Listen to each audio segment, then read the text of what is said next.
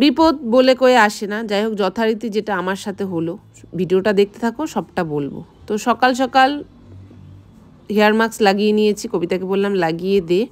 তো এটা কি লাগিয়েছি, কোন হেয়ার মাস্ক, এটা দেখে হয়তো বুঝতে পারছো। যদি না বুঝতে পারো আমাকে বলো, আমি কমেন্ট করে জানিয়ে দেবো, বা এর আগেও ভিডিও আমি করেছি।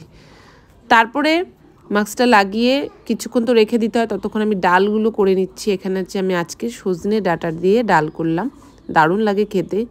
তো কারা কারা সজনে ডাঁটা ভালোবাসো কমেন্ট করো, আমি কিন্তু ভীষণ ভালোবাসি। কবিতা আবার ভালোবাসে না, তো তনুও ভালোবাসে না, কিন্তু কালকের ডালটা বলে বেশ ভালো হয়েছে। তনু মানে আমার দেওর, তো সেদিন দেওর এসেছিলো, তো এসে যথারীতি ও টিভি দেখছে, আমি ডালটা করে পাঁপড় ভেজে তারপরে আমরা খাওয়া দাওয়া করবো। তো দেখো মেয়ে ঘর দুয়ারের অবস্থা কি করেছে, মানে একটু স্থির থাকে না। তো যাই হোক, ওকে আর দেখালাম না, কারণ সবাই তো ক্যামেরা ফ্রেন্ডলি না।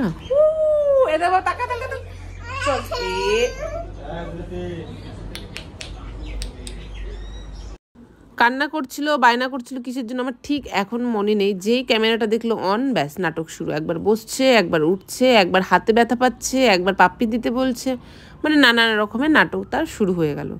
মানে সবাই বোঝে যে এটা একটা ক্যামেরা, মানে ক্যামেরার সামনে আমাকে একটু অভিনয় করতে হবে, নাহলে সবাই তো গুড গার্ল বলবে না। তো যাই হোক, যথারীতি দুর্ঘটনার কথাটা বলেই দিই। এই যে চোখে আঞ্জুনি বলে, আমি তো তাই জানি, তোমরা কি বলো সেটা বলো। তো দেখো সকালবেলায় জাস্ট একটু হালকা ছিল, পরে দেখি স্নান করে এসে দেখি জাস্ট ফুলে গেছে। উফ, কি ব্যথা, প্রচণ্ড ব্যথা। কি করলে কমবে একটু আমাকে বলো তো। তারপরে দেখো এখানে বর এটা কি আনলো, বনের সাথে ওই চিকেনের কি একটা দেওয়া থাকে, তো আমি জানি না, নাম জানলে অবশ্যই বলো, কিন্তু খেতে মোটামুটি ভালোই লাগে। এখানে কবিতারা ছবি তুলছে। তো যাই হোক, তারপরে তোমাদের সাথে এই পাঁপড়টা শেয়ার করি। এই পাঁপড়টা খেতে কিন্তু বেশ ভালো লাগে। এই গৌরীহাটের মেলায় গিয়েছিলাম, ওখান থেকে কিনেছি, কিন্তু খারাপও লাগে না, আবার ভালোও লাগে না। আমার ভালোই লাগে, আমার বরের আবার একদম পছন্দ না। তো যাই হোক, সাবু পাঁপড়। তো যাই হোক, আজকের ভিডিওটা এখানেই শেষ করলাম। তোমরা ভালো থেকো, সুস্থ থেকো, দেখা হচ্ছে নেক্সট ভিডিওতে। সবাই পাশে থেকো, চলো দেখা হচ্ছে, টাটা।